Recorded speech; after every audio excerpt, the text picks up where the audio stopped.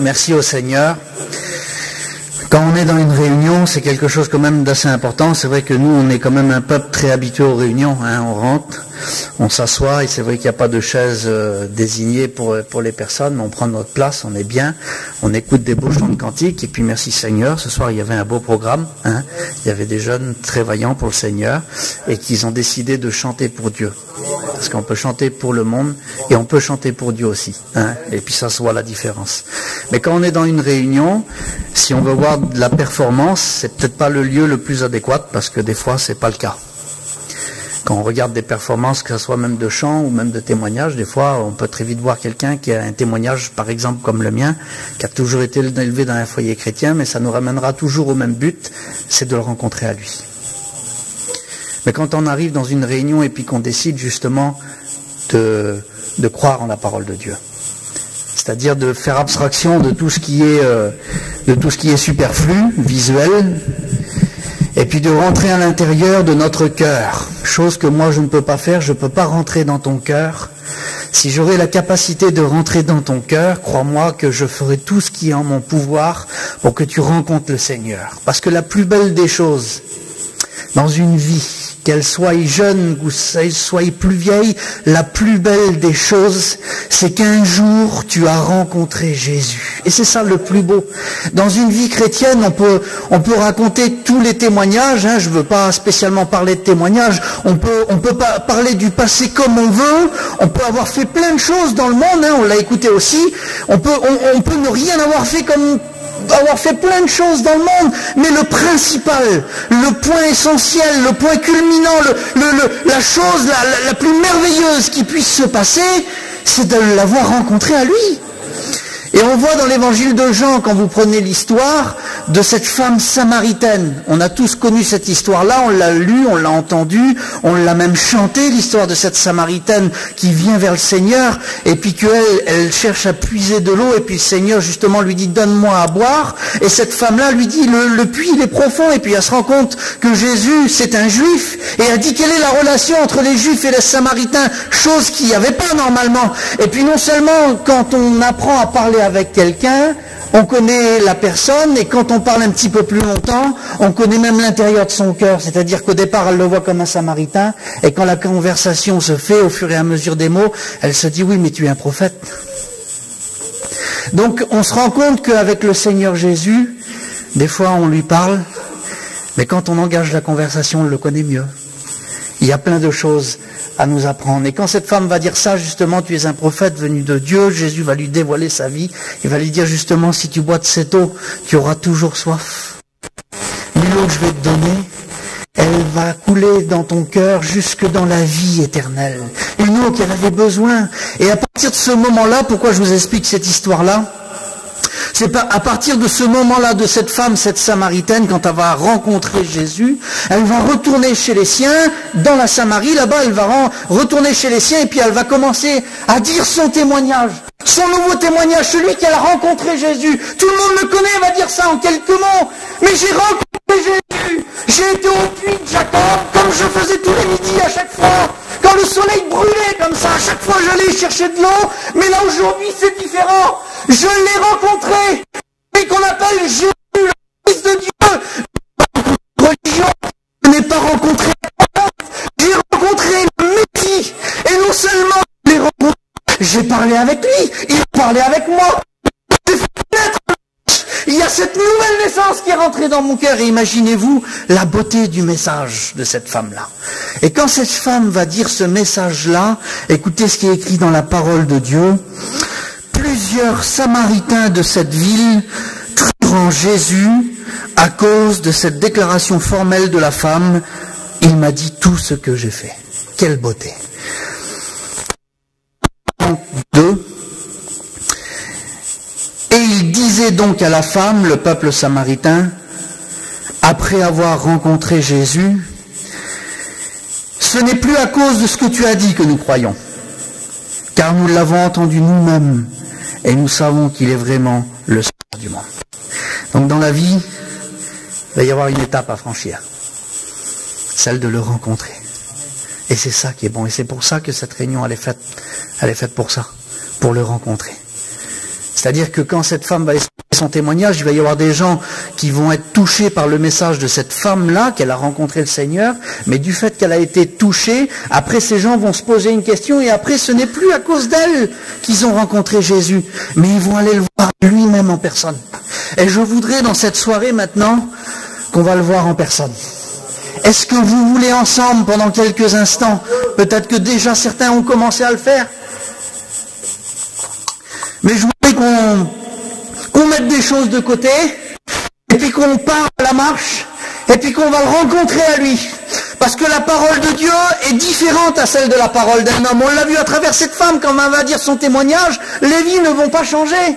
Mais quand ces hommes vont rencontrer Jésus, en disant ce n'est plus à cause de tes mots, parce que ces mots à elle n'avaient aucun pouvoir, mais quand ils vont aller vers Jésus, avec ses mots à lui, avec ces phrases qu'il a lui, avec non pas des mots de magie comme ça, je vais dire, mais des mots qui connaissent ton cœur. Et puis maintenant, je voudrais te poser cette question-là. Est-ce que tu aurais envie de vivre ce soir un petit moment avec Jésus? Non pas d'écouter la voix d'un homme, mais d'écouter la parole de Dieu. La parole de Dieu qui est la Bible. Gloire à Dieu. On lit un message ensemble dans le 2e livre des Rois, au chapitre 6 et au verset 1. C'est l'histoire un petit peu particulière. Hein, 2 Rois 6 et au verset 1. C'est une histoire qui est, on va parler de la vie d'un homme. Voilà. On va s'immerger dans sa vie. Hein, on va voir un petit peu ce qu'il a vécu. Et puis des fois, c'est pas un sujet qu'on a toujours envie d'écouter parler, parce qu'il va être parlé peut-être de défaite dans ce message-là. Je sais que les serviteurs de Dieu connaissent cette histoire, mais il y a une solution. Et je voudrais ensemble qu'on puisse voir un petit peu la vie de cet homme. Il y avait un homme donc, 2 Rois 6, les fils des prophètes dirent à Élisée: voici le lieu où nous sommes assis devant toi est trop étroit pour nous. Donc Élisée, c'est l'homme de Dieu. Allons jusqu'au Jourdain, nous prendrons là chacun une poutre, et nous nous y ferons un lieu d'habitation. Et Élisée répondit: allez. Et l'un d'eux dit: consens à venir avec tes serviteurs. Et Élisée répondit: j'irai. Et il partit donc avec eux. Arrivé au Jourdain, ils coupèrent du bois. Et comme l'un d'eux abattait une poutre, le fer tomba dans l'eau. Il s'écria: à mon Seigneur, il était emprunté, en parlant de cet objet qu'il avait emprunté à quelqu'un. L'homme de Dieu dit: où est-il tombé? Gloire à Dieu, merci au Seigneur. Donc c'est une histoire de l'Ancien Testament, par rapport à la vie d'un homme, de ce qu'il a vécu, une petite histoire. J'aimerais qu'on prenne quelques minutes par rapport à ça. On rentre ensemble, gloire à Dieu. Hein, vous êtes là, merci au Seigneur. C'est un homme qui vit sa vie, et puis que d'un seul coup, je commente l'histoire qu'on a lue ensemble, il va rencontrer l'homme de Dieu qui est Élisée, et ils vont avoir quelque chose à cœur, d'aller construire. Ils vont prendre des haches, et puis ils vont partir ensemble avec l'homme de Dieu. Et quand ils vont partir, je refais l'histoire qu'on a lue ensemble pour qu'on puisse mettre l'accent sur quelque chose. Quand ils vont partir, qu'ils vont commencer à construire, la construction, elle était toute simple. On va abattre du bois, on va faire des poutres et on va construire quelque chose. C'est pas compliqué quand même. Et quand cet homme, justement, alors l'histoire, il y a plein d'hommes avec des haches, mais c'est surtout sur l'histoire de cet homme-là que je voudrais qu'on se concentre. Parce que cet homme a fait des choses pas comme les autres.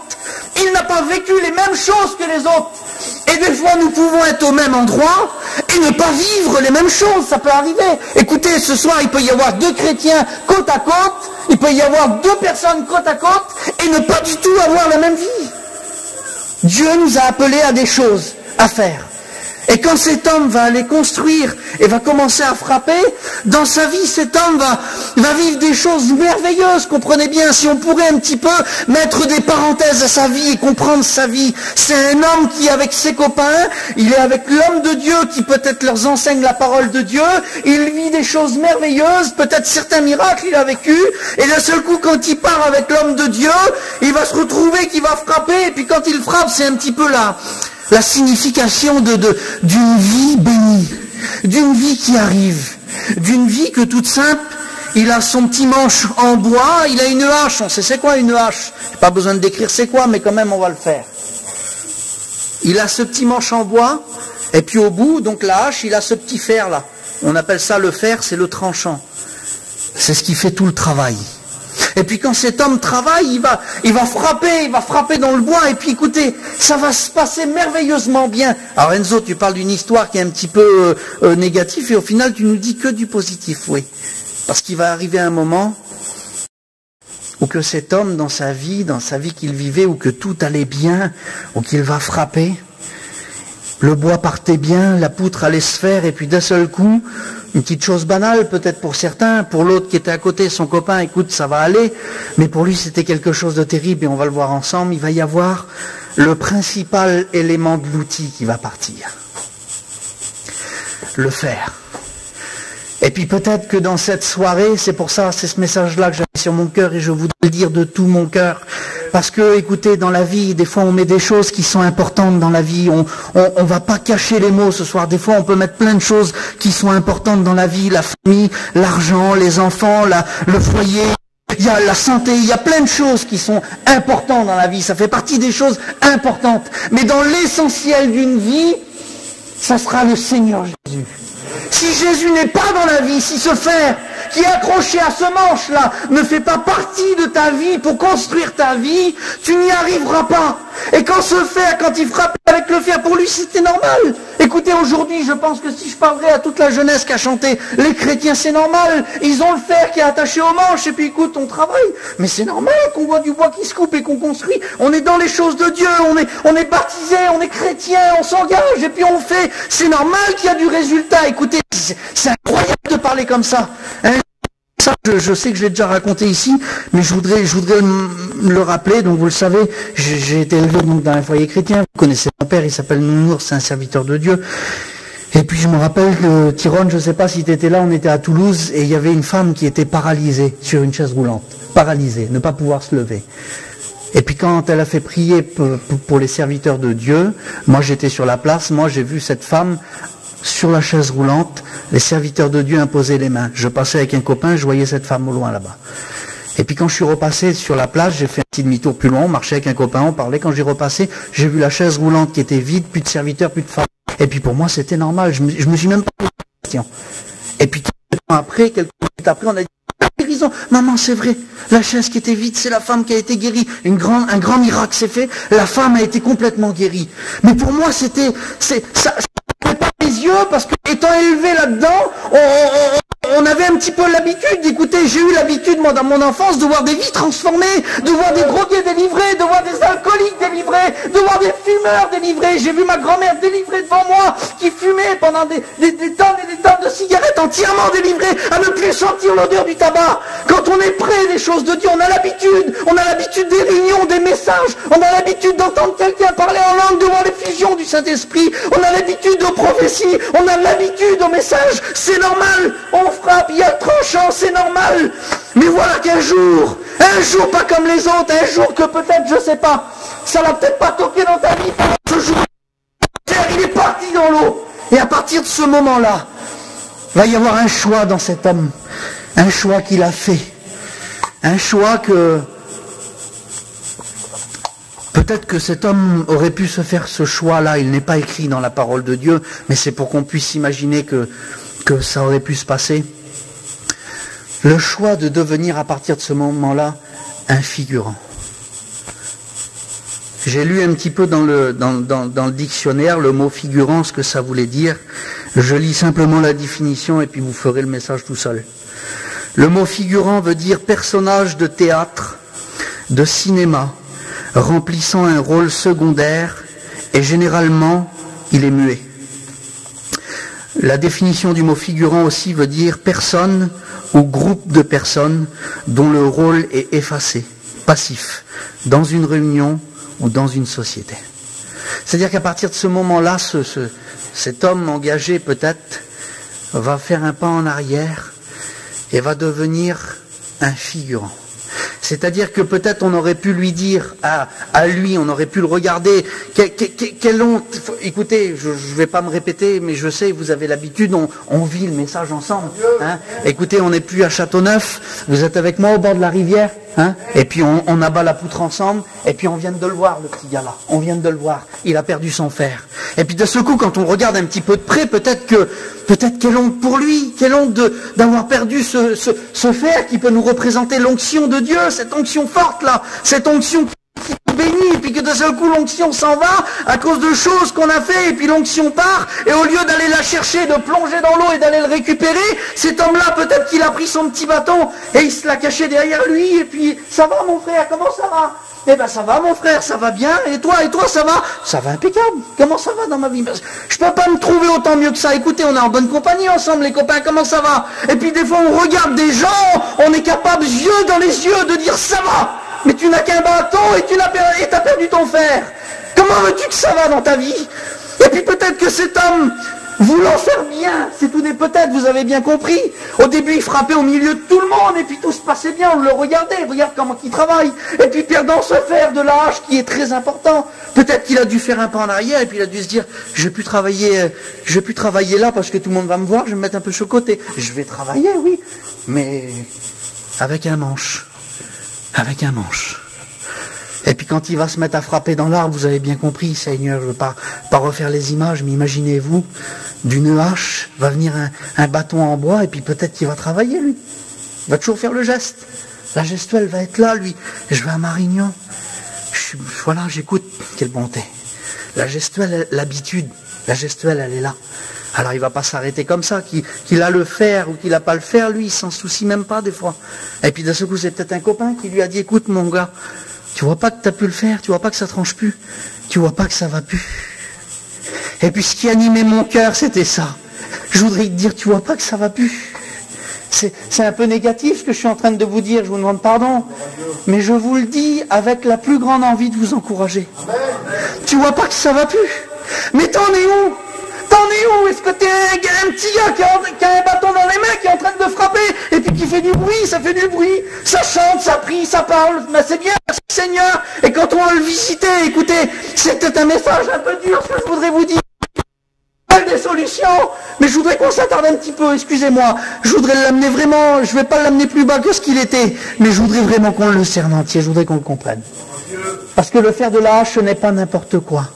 Cette onction, l'onction de Dieu, écoutez, l'onction de Dieu, dans ton camping, des fois, va se faire sans bruit. Tu vas même pas lever la voix au Seigneur, tu vas prier dans ton cœur, et puis l'onction de Dieu, elle va venir comme ça, là, elle va te remplir du Saint-Esprit. Un jour, j'étais dans la convention à Gien, il devait y avoir au moins 7000 personnes sous le chapiteau, là. Et puis j'étais là dans mon cœur et je dis, Seigneur, je veux que tu me remplisses du Saint-Esprit. Je me suis pas levé devant tout le monde, j'ai pas parlé derrière le micro, j'étais sur ma chaise parmi tout le monde. Et puis d'un seul coup, l'onction de Dieu, elle a tombé comme ça sur moi. J'étais rempli du Saint-Esprit. Vous voulez qu'on lise un texte ensemble dans la parole de Dieu? Deuxième épître de Jean. Non, excusez-moi, 1 Jean 2 au verset 20, il est dit ça. Pour vous, vous avez reçu l'onction de la part de celui qui est saint. Verset 27. Pour vous encore, chrétiens, l'onction que vous avez reçue de lui demeure en vous. Et vous n'avez pas besoin qu'on vous enseigne, mais comme son onction vous enseigne toutes choses, et qu'elle est véritable, quelle beauté que des mots, Seigneur, et qu'elle n'est point un mensonge, demeurez en lui, selon l'enseignement qu'il vous a donné. L'onction qu'on a reçue, mes frères et sœurs, c'est véritable. Ce n'est pas de la copie. Et quand tu es chez toi, que tu vis ta vie chrétienne, quand tu as ce fer de la hache, c'est véritable, c'est vrai. C'est vrai qu'il est en train de se passer là, c'est pas quelque chose de faux. Excuse-moi, on dit ça dans le terme du voyageur, c'est pas falche. T'as bien compris? C'est pas une représentation copie. C'est du véritable. L'onction de Dieu, c'est véritable quand tu vis ta vie, même quand tu passes dans le creuset. Mais c'est véritable. La présence de Dieu, elle est avec toi, elle t'encourage, elle te bénit, elle te tient par la main. Seigneur, un jour j'ai fait cette petite expérience qui est un petit peu spéciale. Je vais vous faire sourire. J'étais chez moi et puis je regardais sur mon téléphone et puis d'un seul coup, comme un gros pigeon, qui fait berner par un site de pub de grandes marques. Et puis d'un seul coup, les marques, vous voulez des marques, vous, Chanel, Dior, Gucci, des marques dans tous les sens. Et puis je vous explique bien dans les détails pour que vous puissiez comprendre un petit peu quel pigeon. Des Gucci à 30 euros. Je suis comme ça sur le site. Et puis d'un seul coup, j'ai une idée. Et je vais prendre une belle petite paire de chaussures à ma femme. J'y dis rien. Dans mon cœur, j'ai l'occasion du siècle. Tous mes copains qui... Tu vois un peu, hein, tu vois au cas où ça l'a été, hein. Et puis je garde ça pour moi, je vais lui faire quelques cadeaux, et puis après je lui en parlerai. Hein, voilà. Et puis alors qu'est-ce que tu veux, Enzo? Je voulais une belle paire de chaussures Gucci pour ma... Ah ben, petite paire de chaussures comme ça avec les couleurs sur le côté, je les regarde, je les choisis. Et puis je regarde le 5 euros, c'était pas cher. Vous avez bien compris. Et j'avais mon affaire, moi. Un pigeon. Quand j'attends, je passe la commande a passé, l'envoi va se faire, mon petit cœur y battait, et puis ça y est, je vais lui offrir les Gucci. Eh bien, quelle beauté. Et puis je lui dirai, comprenez bien, je suis pas là pour cacher, mais je lui dirai la façon, que j'ai trouvé quelque chose de terrible. Puis d'un seul coup, quelques jours passent, je reçois le colis. Le colis, il arrive, et quand je suis là, et puis que j'ouvre le colis, comme ça, là, je suis tout seul, je vais lui offrir après, je veux d'abord les voir. Et quand je lui ouvre le colis, comme ça, je sors les chaussures, et puis je les mets, je les regarde sur le côté, et puis c'était écrit Guccia. Tu vois? Et puis d'un seul coup, je comprends. Enzo, tu t'es fait berner. C'est un site inutile, Guccia, t'as bien compris? Alors je les ai jetés à la poubelle, j'ai rien dit. Il n'y avait plus de cadeaux, il n'y avait plus rien. C'est pour vous dire des fois comment que la facette, comment que j'étais pris, comment que c'était sûr, c'était mon affaire. Ben, je voudrais vous dire qu'une vie en Dieu, c'est pas comme ça. Quand on est un chrétien, il n'y a pas de tromperie. Quand on vit la vie de Dieu réelle, quand l'onction est en nous, il n'y a pas de mauvaises surprises.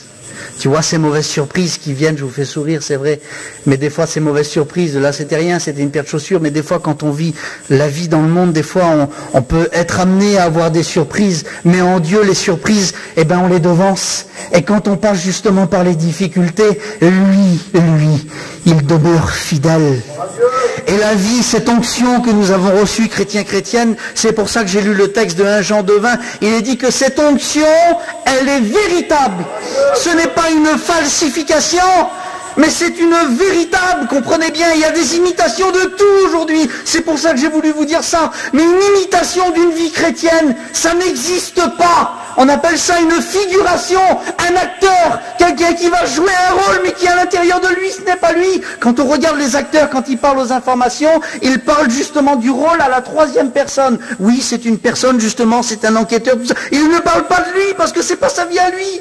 Lui, il s'appelle un tel, mais il joue le rôle d'un autre. Eh bien, dans cette soirée, si tu as perdu ton fer, et que le fer est parti loin, ne joue pas le rôle d'un autre. Ne sois pas là à vivre ta vie chrétienne en faisant de la figuration. Quelle mauvaise chose, Seigneur, quelle chose triste d'être figurant, d'être là. Et puis, vous avez vu la définition, c'est même un mot qui peut aller jusqu'à dire que les figurants de deuxième rôle, ils sont muets, ils ne parlent pas, ils sont là, on les regarde, c'est bien, merci Seigneur. C'est un chrétien, lui, ben oui, je le vois à toutes les réunions. D'accord, oui, mais peut-être que dans ton cœur, tu as perdu le fer. Tu l'as perdu.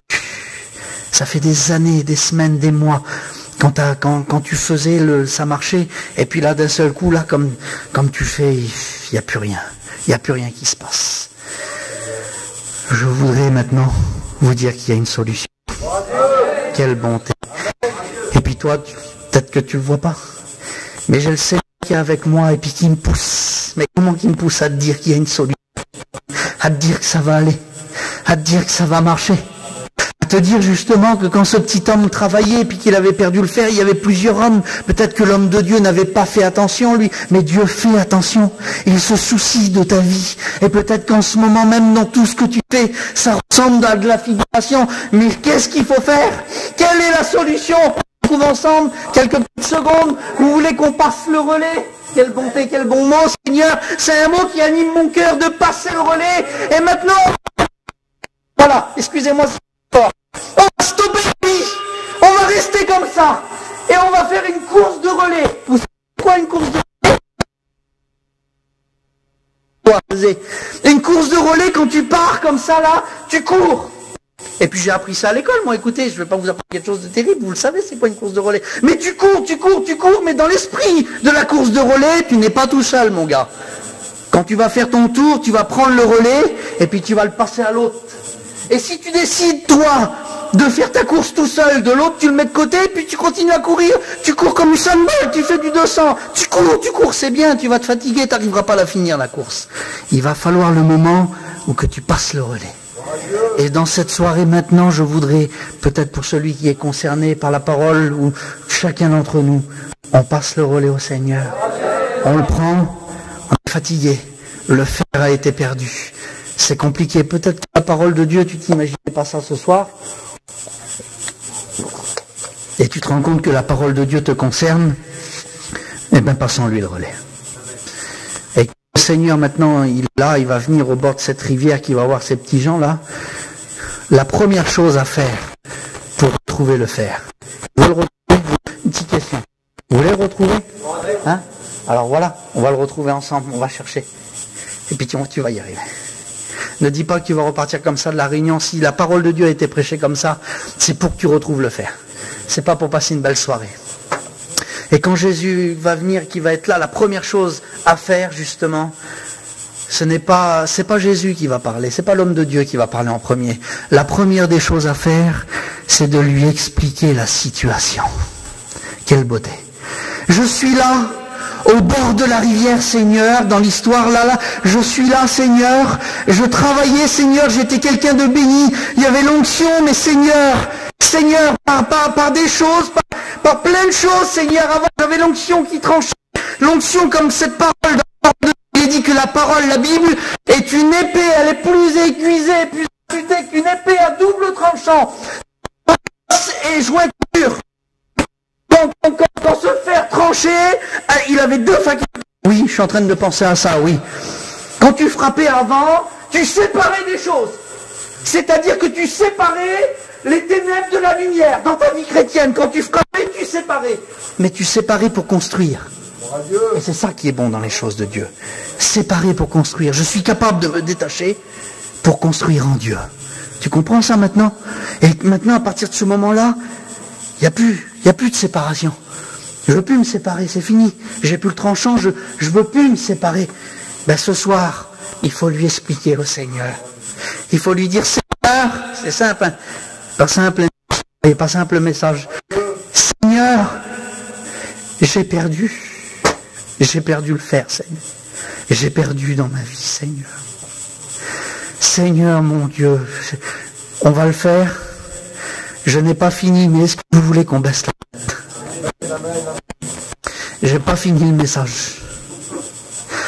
Seigneur, j'ai perdu le fer, Seigneur. J'ai perdu le fer, Seigneur. Il faut que tu lui expliques. Alors peut-être que, je sais pas, soyons très clairs ce soir. Peut-être qu'après un frère va prendre la parole et va dire, si quelqu'un a perdu le fer, tu vas pouvoir le retrouver. Mais le moyen, ce ne sera pas de te lever, mais peut-être que tu vas le faire. Et le moyen, ce ne sera pas de lever la main, mais peut-être que tu vas le faire, et ce sera une bonne chose.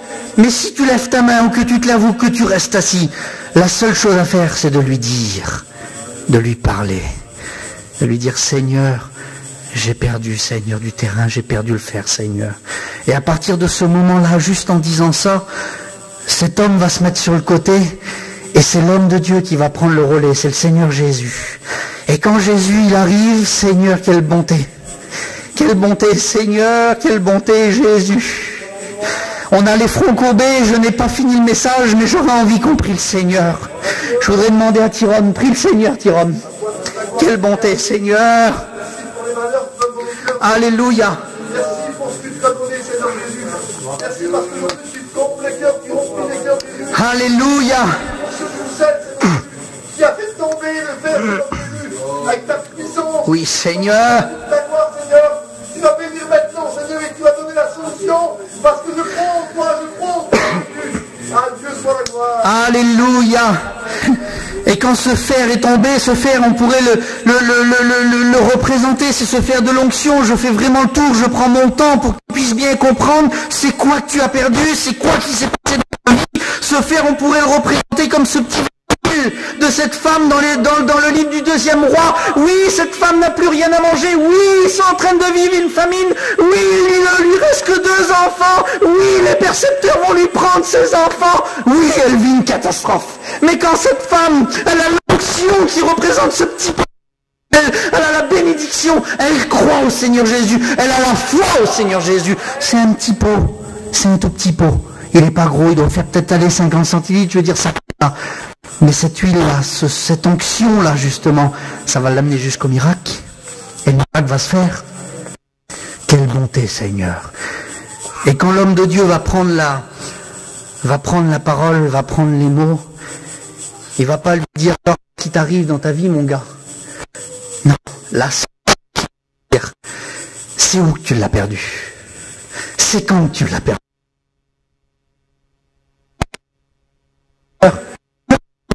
Vous m'accordez 2 minutes, on prie le Seigneur. Je travaillais, j'étais béni. La parole,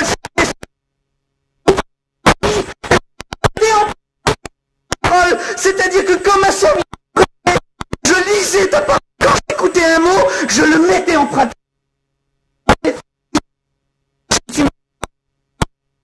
Écoute, je vais te dire un petit exemple de la parole, et puis on va le comprendre maintenant. Dans l'évangile de Luc, au chapitre 7, souvent on prend cet exemple. Sa vie, il y a des 2 bâtisseurs, mais Jésus va simplement... Je vais vous montrer les mots de Jésus. À qui est semblable tout homme qui entend mes paroles, qui vient à moi et qui n'est pas en pratique. Il est semblable à un homme qui tire sa main sur la terre. Et puis, on va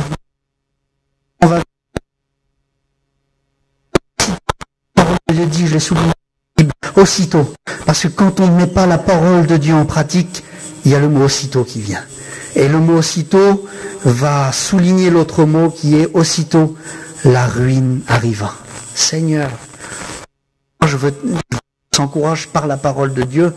Et la parole aussi, Jésus a dit ça.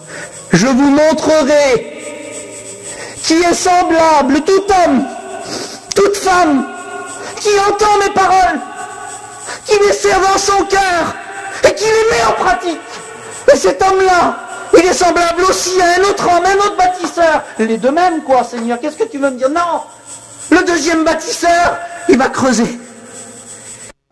Il va voir la terre, il va voir le petit compagnon là-bas qui directement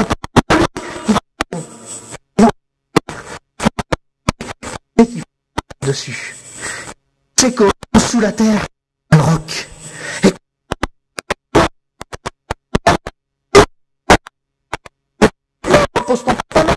T'as creusé demain. J'ai pas vu le roc. Tant que je vois pas le roc, tant que je pose pas. Et quand il va voir le roc, il va poser son pas.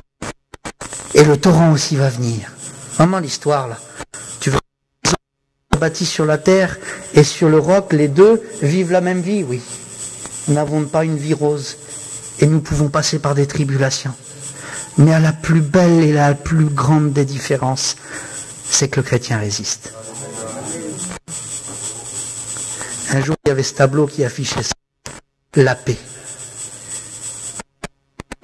Ce tableau affichait ça. Il faisait voir une tempête, des arbres, des électriques tombés, et c'était la paix. Beau tableau, hein. Quelle belle représentation. Et puis le peintre, lui, faisait voir, il dit la paix, et dit c'est ça. Et il faisait voir en tout petit dans le tableau, comme ça, là, dans l'arbre couché, un petit nid d'oiseaux. Avec tous les oiseaux, ils étaient trop bien. Ils étaient là, dans leur nid. La paix, c'est pas quand tout va bien. La paix, c'est quand tout va mal, mais que tu as Jésus avec toi. Tu comprends ça? Et quand cet homme, justement, va passer par cette plus grande difficulté d'avoir perdu son frère, et qui va être là faisant le constat de sa vie, c'est dur à dire, écoutez, je l'accorde, c'est dur à s'afficher. À s'afficher, peut-être pas devant les autres, avec moi-même, et à dire, c'est vrai, je l'ai perdu, ce fait quoi. Ça. Mais quand tu mets la parole comme de Jésus, il va dire, je l'ai perdu là. Ah ben allons-y, on va aller le récupérer, mais on ne pouvait pas y aller. Alors, non, il aurait pu prendre le fer de cette hache là. Prends ce bois-là, jette-le dessus, quelle belle image. L'image de ta vie, que tu récupères ton fait, que c'est ton travail. Mais là, on ne peut pas. Et on ne peut pas y arriver. Si Dieu n'est pas avec nous, on ne peut pas y arriver. Et quand l'homme de Dieu, non, il ne va pas prendre le fer de cette hache-là, le bois de cette hache-là. Il va aller couper un autre bois, qui est la croix. Le bois de la croix. Il va aller faire un autre bâton qui nous représente l'image de la croix. Et quand la croix va venir dans cette vie, quelle bonté, Seigneur. Peut-être que ça fait des mois, des années que la croix n'y est plus. Mais quand le bois de la croix, il va prendre et il va faire un miracle qui n'existe plus. Un miracle qui n'a jamais été fait. Oui, un miracle qui n'a jamais été fait peut se faire dans ta vie. Quel le bois va aimanter le fer? Je ne sais pas comment vous l'expliquer. Je ne suis pas assez scientifique pour vous faire comprendre ça. Mais on ne remarchera plus. Jette un bout de fer, mais un bout de bois. Non, on pourra tirer le fer. Pas prendre. Mais la prédication de la croix, c'est une folie. Je m'imagine cet homme, moi. Maintenant, je sais que vous êtes là avec moi, et je m'imagine cet homme prendre le bois et le jeter dans l'eau. Je m'imagine l'autre à côté. Qu'est-ce qu'il m'imagine? Il met le bois de la croix dans sa vie. Et des fois, il faut demander pardon. C'est et de dire, Seigneur, je te demande pardon. Pardon d'être un homme qui ait perdu le fer, Seigneur. Peu importe la façon, ça sera ta façon. Mais le principal, c'est de lui demander pardon. Et il est dit justement qu'il n'y a plus de condamnation pour ceux qui sont en Jésus-Christ. Le bois de la croix, c'est pas le bois du jugement. T'as perdu le fer, t'y arriveras pas. Non, ça c'est le diable. Le bois de la croix, c'est que tu l'as perdu le fer. Viens avec moi, on va le reprendre. Je vais te le redonner, Jésus va te le redonner. Et quand il va jeter ce bois-là, l'eau va commencer à sûrement bouger, je ne sais pas comment ça s'est passé, moi. C'est en train de se passer, alors le miracle est en train de faire, oui. Le sacrifice de la croix est dans sa vie. Et il est dit dans le 2e livre des Colossiens, au chapitre 2 et au verset 14. On lit ensemble. Je passe le temps et je m'excuse auprès de vous. Je vous demande pardon. Mais de lire ces passages-là, c'est les plus beaux passages de la parole de Dieu. Alors on va le lire. Colossiens 2,14, il a effacé l'acte dont les ordonnances nous condamnaient et qu'il subsistait contre nous et il l'a éliminé en le clouant à la croix. Alors peut-être que tu es venu là et que dans ton cœur tu te dis j'y arriverai pas, c'est pas possible, j'y arriverai plus, je suis un figurant, je resterai comme ça toute ma vie. Non!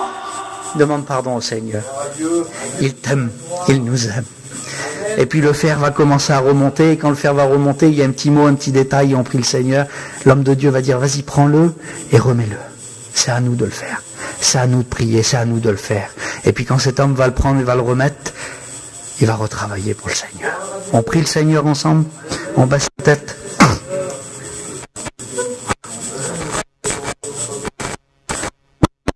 Prie le Seigneur, Miguel. Toute la gloire, Seigneur.